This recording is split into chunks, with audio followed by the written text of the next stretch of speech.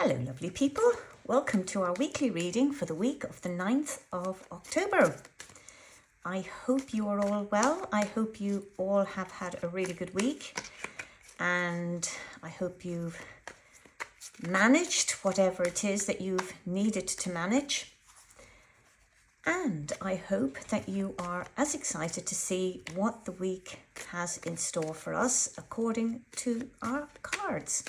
So let's have a look.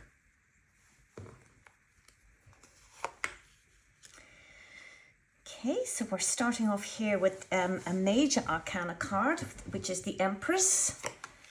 And then we have a court card, which is the Queen of Cups. And we have the Nine of Swords, which is a minor arcana card. So we're looking at kind of what lies beneath here. Sometimes it's the way that I describe it. So this is kind of what's in the psyche. This is either can be an aspect of our personality. It's a court card. Or it can represent somebody that's in our life or about to come into our life. And then the minor arcana cards are very much about sort of day-to-day, week-to-week kind of behavior, what's kind of happening on a more superficial level, really. So if we look at the Empress here, so the Empress is a symbol of fertility and nurturing and creativity. So this is kind of what the Empress is about. She's very much about, she's very much a mother in both a sort of literal and metaphorical sense. And she's very much about abundance and, birth, giving birth, if you like, and that giving birth, it can be a pregnancy, but it can be giving birth to anything at all. So anything that you're creating, you're giving birth to. Now, the Empress is also associated with the element of earth and therefore also represents groundedness. So she's very, very grounded in her abundance and stability. And so when the Empress comes up in a reading, it signifies a time of growth and a time of abundance. So this is an opportunity to kind of connect with nature, and it sort of suggests the presence of love and nurturing and fertility, indicating a time of emotional, personal fulfillment.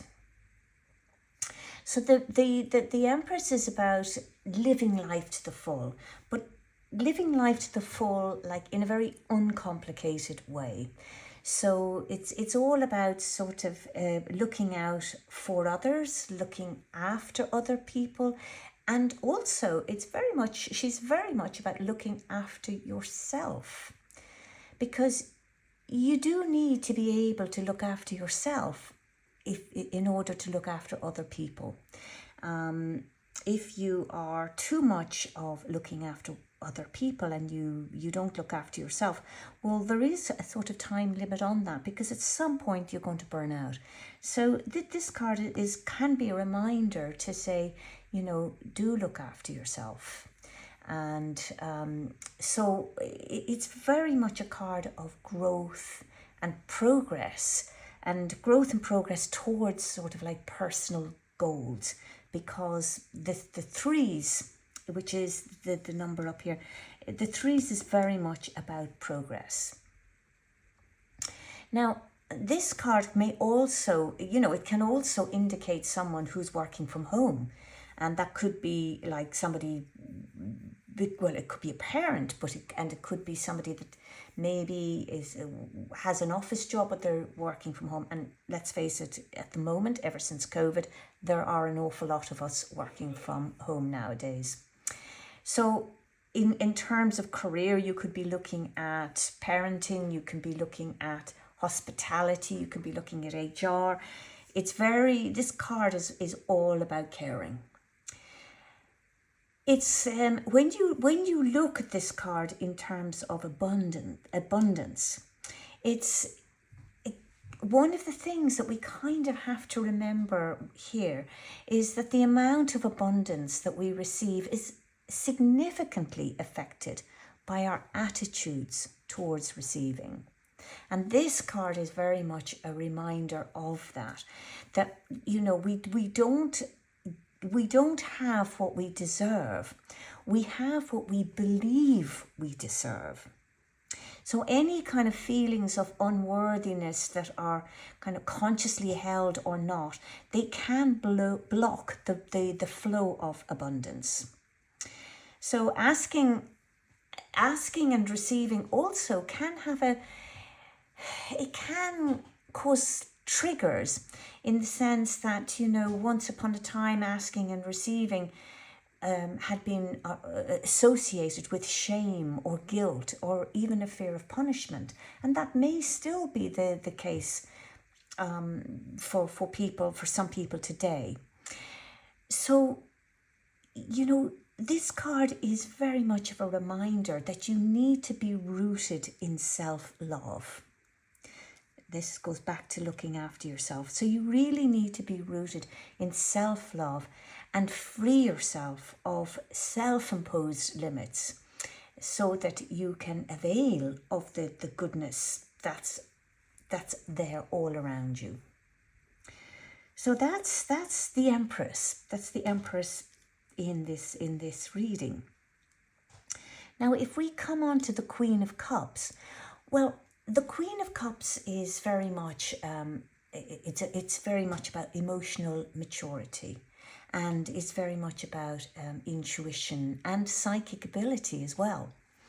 And the Queen of Cups represents our ability to connect with our feelings and intuition. So it's a big feelings card here.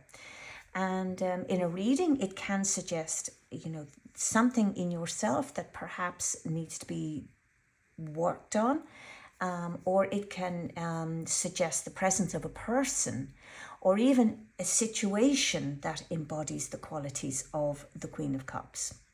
So those qualities would be compassion, empathy, and intuition. Or it may even indicate an opportunity to connect with these qualities within yourself.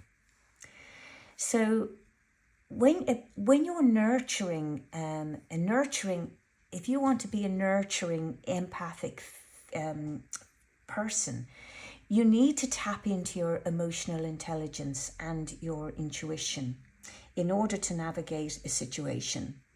And the Queen of Cups is a reminder to be kind and compassionate to yourself and to those around you, and to trust your gut instincts. Now, you have to be kind and compassionate to yourself first, because if you don't have that within yourself, then you don't have it then to project out onto others. So it really is something that you have to work on in yourself. The Queen of Cups is sort of, it sees, the Queen of Cups sees sensitivity as something that makes us strong and not weak. And because feelings will allow us to experience joy and excitement and love. And the Queen of Cups reminds us to be grateful for our feelings, even when they cause us pain. Because after all, feelings give us complexity and colour and dimension into our lives. And we're often told not to be so sensitive, and as if feelings make us weak. I mean, certainly when I was growing up, that's what I was constantly told. Oh, Eimear, your problem is you're far too sensitive. And it really did make me feel initially that there was something wrong with me because I'm too sensitive. And I'm very glad to say that, I have kind of gotten over that, and I'm very comfortable with my sensitivity and with my level of sensitivity. I'm really okay with that. And even if other people are not okay with it, that's okay with me, because that's their issue more than it is mine. So, we're told to toughen up, and particularly boys are told to toughen up. But, denying feelings, they do lead to imbalance, and that imbalance internally, and also with the world around us. So the more we bottle up, the more kind of living we're missing out on. So don't bottle it all up. Be true to your feelings, be authentic to yourself. And you're certain this Queen of Cups coming up in this reading is certainly giving you permission to be that. You see, I want to talk about this for a little bit. The Queen of Cups, this fear of feelings, it kind of robs us of experience that could potentially bring us joy. Now, cups, we've got the cups, and here we've got the water. And cups and water in the tarot, they symbolize feelings and emotions, as we've talked about many times. And the Queen of Cups places her feelings in the most precious chalice in the whole of the tarot. And her cup here, it's gold, it's adorned with angels, and you can see it, that her face, I mean, look at the joy in her face, that when she looks inside into this chalice, and she's honoring her feelings, because she knows that feelings give life and color and complexity. And to kind of prove this point, here she is surrounded by all of these lovely, beautiful coloured stones. And, well, I don't know if you can remember, collecting stones on the beach or wherever, but when you collect stones like that, when they're dry, they are actually rather dull. But if you pour water over them, they become alive with vibrant colours and textures. And the vibrancy of the stones is revealed through water. So likewise, you've got kind of here a dull or a boring life can reveal its complexities if you open yourself to feeling it, instead of allowing yourself to detach from it. And that's a big ask. I know that's a big ask, but it is really pertinent. So open yourself to experience love and beauty, and to watch life's vibrancy reveal itself. The Queen of Cups, she does not avoid her feelings. And that's so important. Whether they're good or whether they're bad, or hurt or sad, or love or joy or grief, hope, happiness. Whatever they are, the Queen of Cups honours them. She puts them into her chalice, and she looks at them with joy. So, the Queen of Cups, she wields this really strong feminine power, and this is what feminine power is able to do. It's able to look and take our vulnerabilities and present them as strength as opposed to weakness. Now this kind of brings us over now here to the Nine of Swords. So the Nine of Swords represents fear and anxiety and despair. And it signifies a time of really intense worrying and fear, and can represent nightmares and sleep disorders and other sort of psychological issues. So when this card comes up, it indicates a time of experiencing feelings of fear or despair, and suggests that you're struggling to find a way out of a situation. Maybe you're having repetitive thoughts, beliefs, and communication. There's a whole load of difficulty just surrounding all of that, because then swords is very much about thoughts and communication. So when this card comes up, it's suggesting that you examine to the root cause of your feelings, to try and step back and really examine the root cause of your feelings. Where are they coming from? How have they been triggered? And then to seek support from your loved ones. And if you can't find it from your loved ones, and honestly, you may not, because if your loved ones are unable to give you that support because of where they are in their life, then you need to look elsewhere, maybe mental health professionals or spiritual guides. But wherever you find support, you do need to seek it. Now, if you look at, if you combine this, say, with the Queen of Cups, for instance, this is encouraging you to draw on your emotional intelligence and intuition to identify the root cause of your anxieties, and to be kind and compassionate, to yourself at this time. So this is your card of abundance. This is your card of looking after yourself, and this is where you need it. So you are not alone in your struggles. You can seek support, and the support is there, but you have to look for it.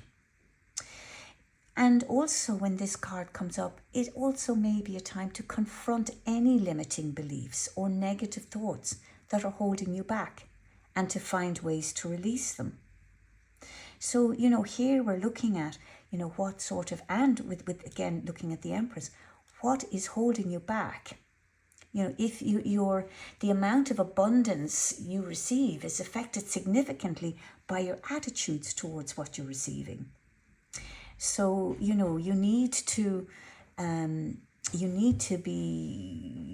look at what self-imposed limits that you have put on yourself. And this card is telling you to confront them. Confront those negative thoughts that are holding you back. So this card is often known as kind of like the dark night of the soul, and it's temporary. It will pass. It is temporary. When you combine as well sort of these cards together, it can indicate a fear of failure in creative pursuits. So it can signal also a lack of nurturing in your life. And so you may be feeling unloved, and you may be feeling uncared for. And then this can lead to feelings of fear and despair. So do seek out that nurturing, and seek out nurturing relationships and support that will help you to overcome your fears and your anxieties. So there really is, this is a very interesting reading for this week, because, you have two gorgeous cards here. You have this card of abundance and fabulousness, if you like. And then you have this beautiful card here of feelings and emotions and honouring them. Honouring all of you. If you honour your feelings, then you're honouring your authentic self. And we all have that dark side going on at different points in our lives, and this is one of those points when you're lying there and you're thinking, oh my God, how do I sort this out?